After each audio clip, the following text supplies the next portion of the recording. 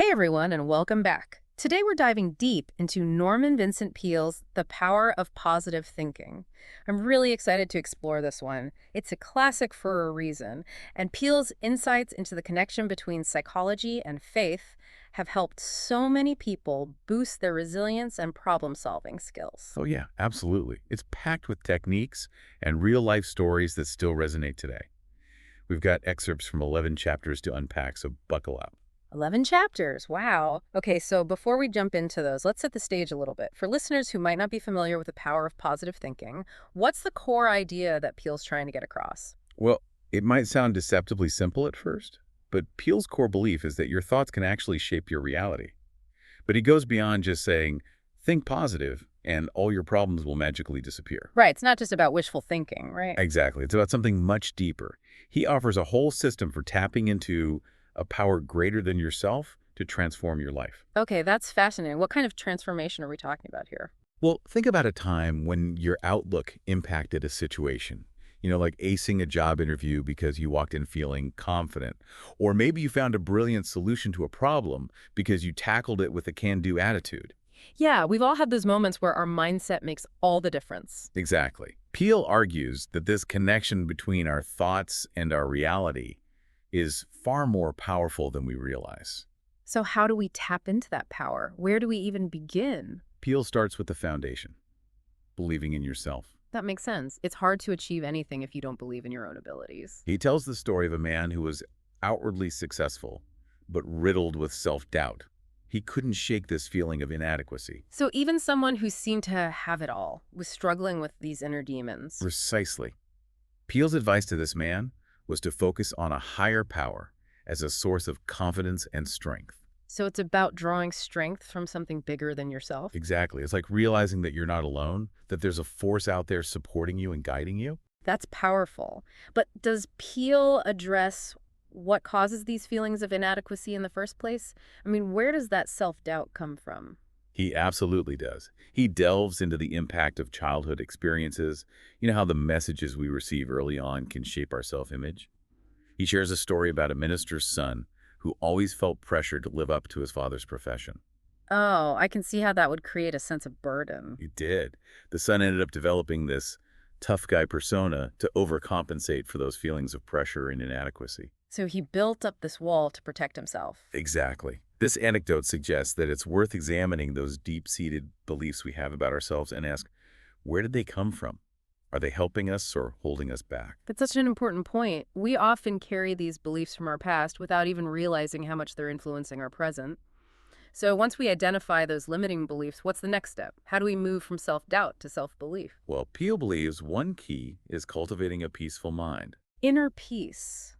That sounds lovely, but is it really possible in today's chaotic world? He describes it as being essential for generating power, like a well-oiled engine running smoothly. He actually compares it to a powerful force that, when harnessed correctly, can help you achieve great things. Okay, I'm intrigued, but how do we actually achieve this state of inner peace? Peele tells a fantastic story about a traveling salesman who used scripture cards in his car to shift his thinking from negative to positive. So instead of dwelling on traffic jams and missed appointments, he used those moments to recenter himself. Exactly. And he found that this practice not only reduced his stress, but also had a positive impact on his sales. Wow, so he turned those in-between moments into opportunities for mental and spiritual renewal. I like that. I'm already thinking about how I can apply that to my own day. That's the beauty of it. These are simple yet powerful techniques that anyone can use. Peele also suggests practices like emptying the mind, practicing silence, and using positive self-talk. That sounds a lot like mindfulness, which is really popular these days. It is. It's about becoming aware of those negative thought patterns that drain our energy and consciously choosing to replace them with more empowering thoughts.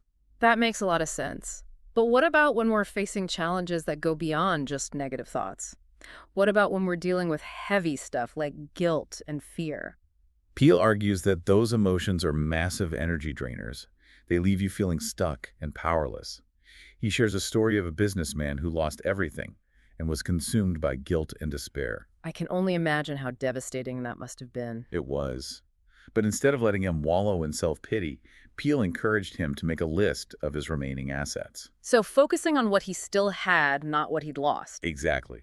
Things like his health, his family, his integrity, things he can still be grateful for. It's a powerful reminder that even in the midst of setbacks, there's always something to appreciate. Did that shift in perspective help him? Absolutely. It helped him rekindle his faith and find the strength to start over. It's amazing how much our perspective can influence our reality. And Peele goes beyond gratitude. He also talks about the importance of aligning your personality speed with a greater rhythm. Personality speed, what does that mean? It's recognizing your natural rhythms of energy and rest. Just as nature has cycles of activity and rest, we need to find that balance in our lives to avoid burnout. So it's about honoring our own natural rhythms and not trying to push ourselves beyond our limits. Exactly. He suggests incorporating quiet time into our routines like any other healthy habit, like exercise or eating well. He gives the example of a highly successful businessman who intentionally started his day with quiet reflection. I can see how that would be beneficial. It's not about becoming a hermit, but finding those moments of stillness to recharge and connect with that source of inner calm. But what about when we're facing challenges that require more than just quiet reflection? What about those problems that need a more active approach? Well, that's where Peele's ideas about solving personal problems come in. He believes in a structured approach that involves prayer and visualization, but he doesn't see these as passive activities. So it's not about just wishing for things to get better, but actually engaging with a higher power to find solutions. Precisely. He shares a story about a man named Bill, who became president of his company not through cutthroat tactics, but through a habit of daily prayer with his boss. So they prayed together. That's interesting. Were they praying for Bill to get promoted? Not exactly. It was more about aligning their intentions and seeking guidance for the company as a whole. Interestingly, Bill's boss ended up getting an even better opportunity, which opened the path for Bill's promotion. Wow, that's a great example of how aligning yourself with a greater purpose can lead to unexpected outcomes. Exactly. It wasn't about manipulating the situation, but trusting in a process bigger than themselves. That's really inspiring. Are there any other examples of this kind of problem-solving approach in action? Peele also tells the story of a businessman who was completely overwhelmed by a problem he was facing. Through prayer, he was able to let go of the burden and open himself up to receiving inspiration. So he surrendered control and allowed a solution to emerge. Exactly. And he had this sudden flash of insight that led to a completely innovative solution that saved his business. It was like he tapped into a source of creative potential that he didn't even know he had. That's fascinating. It really speaks to the power of trusting in something beyond our limited understanding. Absolutely. Peele also briefly mentions Maurice and Mary Alice Flint, a couple who built a successful business from scratch after experiencing tremendous hardship. Their secret: they embraced what Peele calls the mustard seed of faith concept. The mustard seed of faith, what does that mean? It's the idea that even a tiny amount of faith can move mountains. They actually use mustard seeds as physical reminders of this principle. That's a beautiful image. It's about believing in the possibility of transformation, even when things seem impossible. It sounds like they turned their adversity into an opportunity to not only succeed themselves, but to help others do the same. Exactly. And speaking of overcoming adversity, Peele also dedicates a chapter to the topic of healing. He acknowledges the historical connection between religion and healing, emphasizing the idea of wholeness. Wholeness. The interconnectedness of mind, body, and spirit.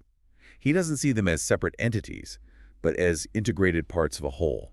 It's a fascinating concept that challenges the idea that health is purely physical. He even quotes a doctor who believed that a significant portion of his patients weren't just physically ill, but were suffering from mental and spiritual maladjustment. That makes you wonder how much our mental and emotional state impacts our overall well-being. Absolutely. And Peele shares some pretty remarkable anecdotal accounts of people who experienced profound healing through faith and prayer. One story that stands out is about a woman whose sister was critically ill. She prayed fervently for her sister's recovery, and against all odds, her sister made a miraculous turnaround. These stories are certainly intriguing, especially in light of growing research today on the mind-body connection. Does he have any other examples? He also recounts a case of a woman who was diagnosed with a malignant growth. The prognosis was grim.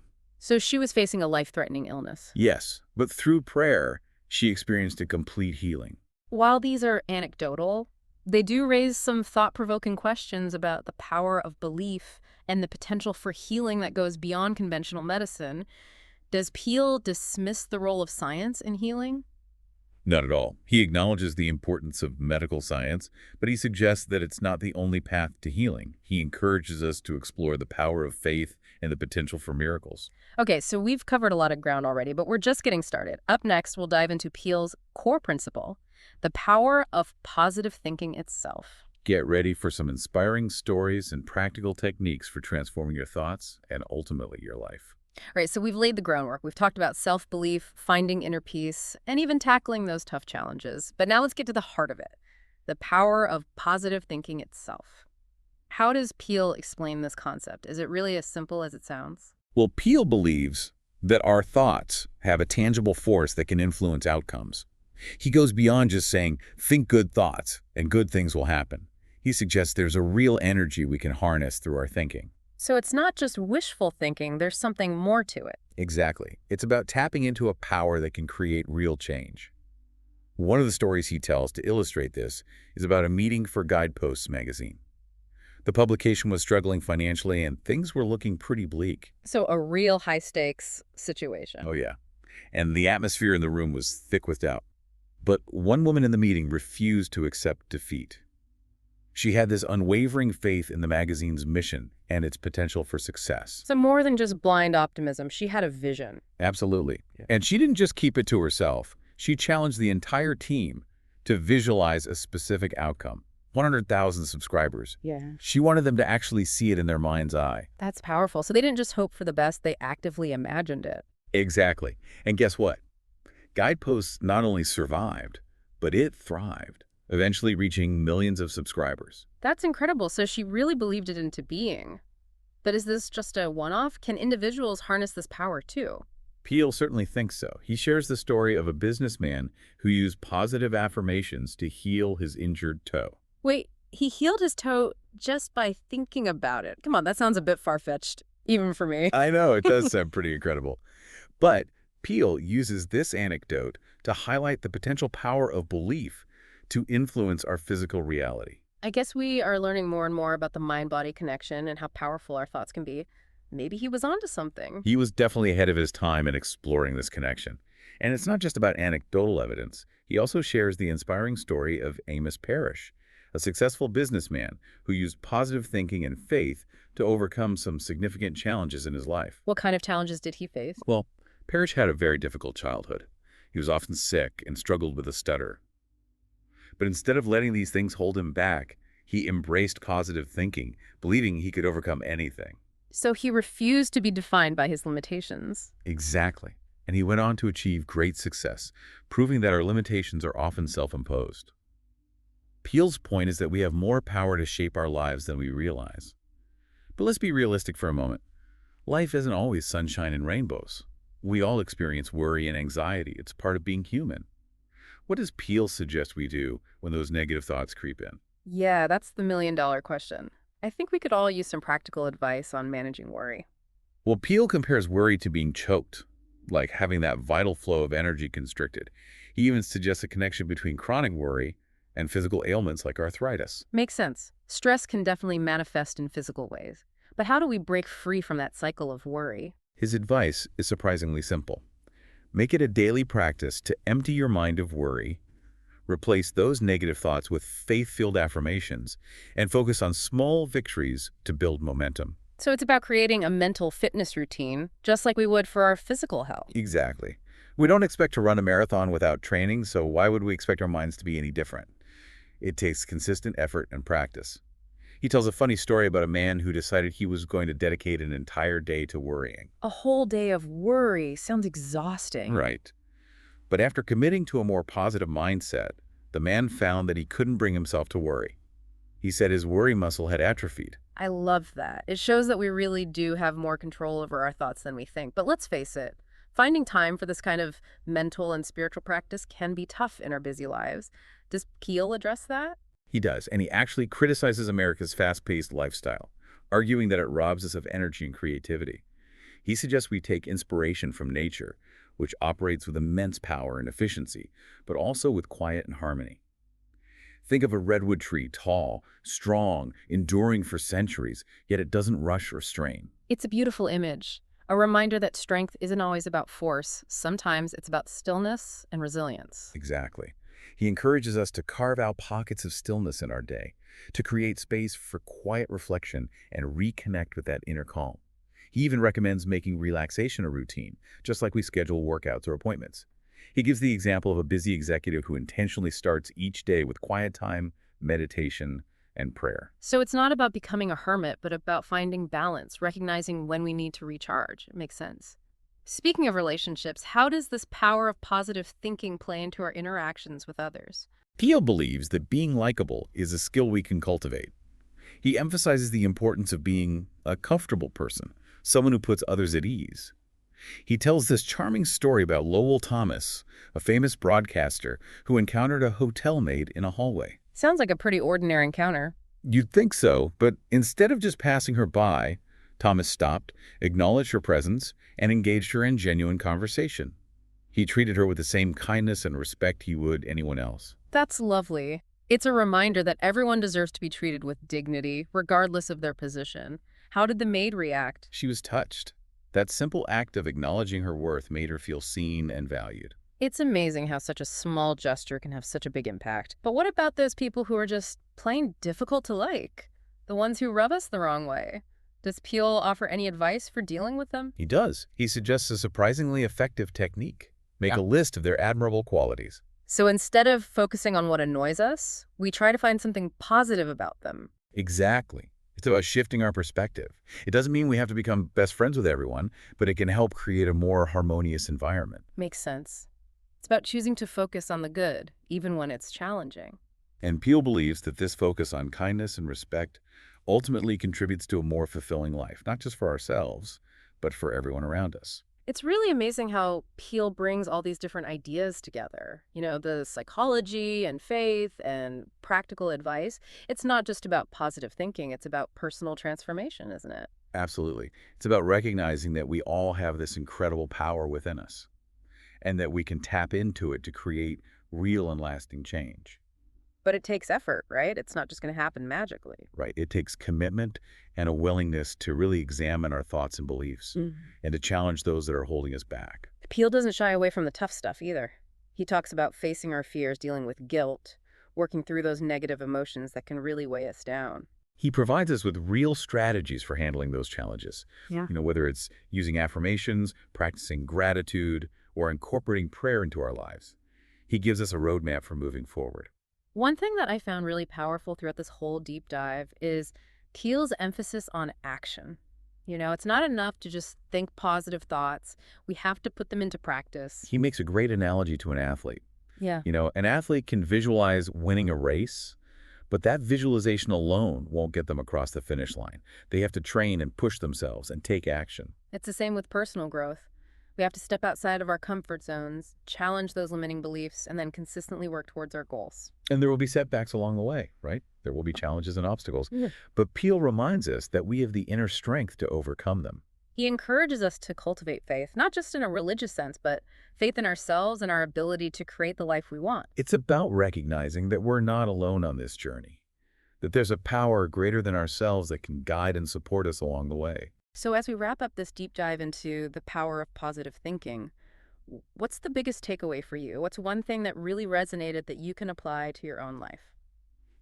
Peel asks this really powerful question at one point. He says, if you could remake your life with an inflow of new positive thoughts, what would those thoughts be? Wow, that is a powerful question. It really challenges us to think about what we want to create in our lives and to choose thoughts that support that vision. And remember, even a small shift in our thinking can create a ripple effect. It can lead to positive change, not just for ourselves, but for the people around us. So it's not just about personal gain. It's about making a positive impact on the world. Exactly. Our thoughts and actions have the power to create a better world. So go out there, embrace the power of possibility, and start creating the life you truly desire. That's a great message to end on, I think. Thanks so much for joining me for this deep dive into the power of positive thinking. It's been a truly enlightening conversation. It has. And thanks for having me.